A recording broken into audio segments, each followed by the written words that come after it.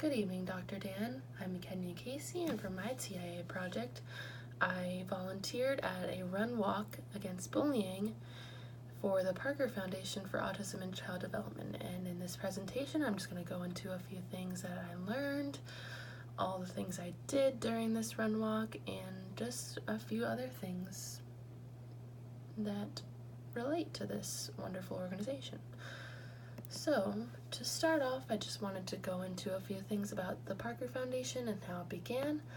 The organization began in January of 2015, and this was after Ted and Melissa Parker had found out that their son was on the spectrum, and they wanted to do something that would help them understand what was going on with their family and also help other families understand what's going on with their children and how to just, cope with that news and then help their children have a wonderful life and a life that is just like any other kid. So they do a lot of outreach programs throughout the year, the walk, and just recently they had a golfing fundraiser kind of thing.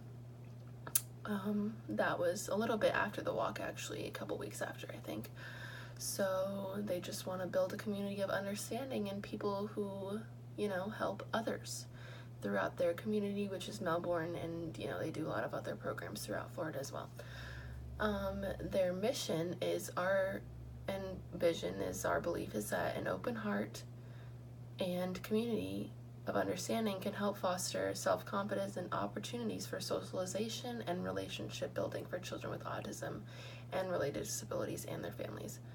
They also have a few programs like Speak Through Sports, Speak Through Arts, and Speak Through Education. So that's just some programs that they do and have different activities in those programs. About the walk. The walk was a run, walk, roll, and it was a 5K and also included a 1 mile fun run, as well as a fitness expo after the run. The day began with the 5K and the fun run, and then participants and anybody from the community could come to the fitness expo afterwards. The 5K was, I think, $30. It was different varying prices, so you had to pay to sign up for the 5K. And the fun run was a free thing, so anyone could do that. And it's a little more easier for anyone to do, right? Just 1 mile is pretty easy, right? So that made it accessible for everyone. And the fitness expo included a performance from a hula dancing group, which was pretty cool. Me and the group watched that, and it was very interesting. I never realized that, people actually do that and stuff. And that's another form of dance that people actually learn. And I thought it was pretty cool. And it was people of all ages as well. And genders. They had boys, girls. There was an older woman as part of the group. There was an older man. It was pretty cool. And then there was other booths around the gym for different businesses around the community and different activities around the community for children with disabilities, as well as just gyms and, fitness related things. There was also a few speeches from different people. There was one speech from a man who was a little person, if that's the right term to use. And he just talked about how his experience throughout school and how he overcame all of those things, the bullying and everything, and how just an inspirational speech about overcoming your problems and becoming a better person because of them. And I thought it was a very good speech. And then the event ended with a little ceremony for the winners in each category, like in each age group and gender. Here's a few pictures. Here's the medals for the winners. Here's a picture of the flyer for the run walk. And here's a picture of the hula dancing group. So you can see that it ranges in ages. There's young girls. It ranges in race as well. It's not just, Hawaiian people. There was different races of people involved, and I thought it was really cool and inclusive. Here's just a few pictures of us doing our thing. Just a list of our names and just a few pictures of everybody at the event. There's a picture of me, there's a picture of Katie, there's a picture of all of us right there, and me and Jessica. How we engaged in the event, we arrived at 6:45 bright and early to begin setup. We set up tables and just lent a hand in any way that we could until people started arriving. We set up tables with information on the Parker Foundation and just information pamphlets and stuff like that. We helped Orange Theory come out and put their stand up and just all, setting up kind of the boring stuff. And then when the participants arrived, we all kind of came back to the center location and just helped hand out bags for the participants that included their numbers and all that kind of stuff, and signed in people and collected money from people who, didn't register online or something like that. When the race began, we just kind of did anything they asked us, and then kind of prepared the medals. We put the medals on our arms and sat at the end of the race to wait for the runners to come back. Once the race was over, as I said, we kind of stayed way after and just kind of were looking around at the different booths and watching the performances and speeches, and it was just a lot of fun. It wasn't all hard work, but it was a lot of hard work.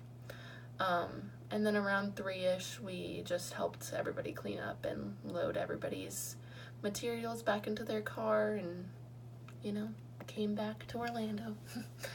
Here's a few pictures. There's a picture of me unloading the race materials and just anything that was needed to set up. There's a picture of all of us at the end of the race passing out the medals, and a couple other people from different organizations as well. There's a picture of us signing in participants before the race started, and there's a picture of the race beginning. My perceptions of differences. Well, at first I was kind of anxious. I didn't know what was expected of us. I didn't really know if we were going to be meeting anybody with a disability, but when I got there, I realized everyone was so nice, and I got to know a little bit about this organization. The father was there, and he did a little speech before the race started about his son, and it just made me really relaxed, and I wasn't nervous anymore. And the people in my group that I've never met, it's an online class, and they were just so nice and welcoming, and we had a great time. They were really fun, and we were able to do something for the community and help others, but also, have fun, and I think that's really important. We did interact with a few people with disabilities. Of course, there was the man who did the speech, and then there was a young girl who was trying to show us information on this cool, maybe activity. It's called Beachside Top Soccer, and it was kind of like a soccer program for children with disabilities, and she came over and she talked to us about it, and she was very passionate. She seemed very passionate about it, and it was something that she definitely really enjoyed, and she wanted others to enjoy, so she wanted us to know about it as well. And I thought it was really cute that she came over with all her little materials and showed us everything. And then we were able to look at these pictures afterwards of more pictures from the activity of Beachside Top Soccer, so I thought it was really cute, and it helped me be more confident in my abilities and having students with a disability in my classroom. And then it also made me excited to get my own classroom and have these wonderful students in my class. Our connections to the course, of course, I'm in EX 4070, which is teaching exceptional students. You know that because you're the teacher.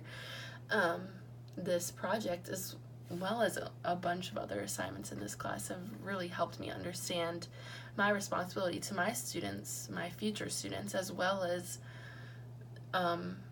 helped me understand what goes into being a person with a disability and just all of the ins and outs of all kinds of disabilities. And I think it's really important for us to know those things just so we know how to accommodate our students. I definitely realized that I've learned so much in this class, but there's so much more to learn about students with disabilities and students in general. I think I'm in my junior year, so I still have much more to go, and it's gotten me really excited to learning a lot more about students with disabilities and children and teaching kids, and it's really has me excited, as I've said many times. I guess I don't have the words. My final reflections were and my civic outreach section, I kind of merged them together. I have always thought that community service is just super important. I've always done things when I was a kid. I made meals, passed out meals to people in lower socioeconomic areas in my community and passed out Thanksgiving meals.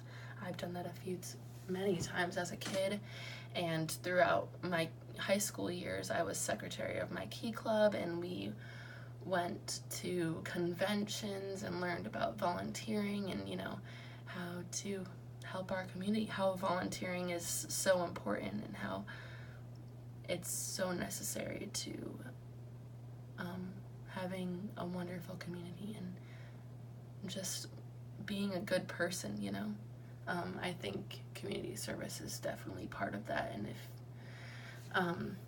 and it's definitely something you should start with children. And I think some kind of service learning thing could definitely work in elementary schools. I know it's may seem like it's something for older kids, but you can get with your parents and come up with a way to have your students do like maybe one community outreach program and have the whole class come together and do something like that. And I think it helps students make connections to real life with what they're learning and be engaged. We want our students to be engaged in our classrooms because only engaged students actually learn. So I think it's definitely really important, and those were my final reflections. I also have a few words to spark my imagination. I'm definitely thankful for this class, and I'm thankful for